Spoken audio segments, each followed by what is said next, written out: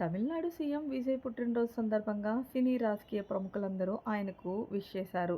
ఆయన స్నేహితురాలు త్రిష తప్ప. దీంతో నెట్టింట ఒకటే చర్చ మొదలైంది.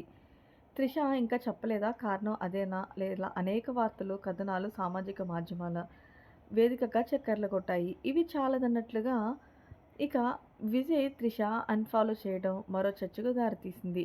ఇప్పుడు వాటన్నిటికి ఒకే ఒక్క ఫోటోతో చెక్ పెట్టారు త్రిష.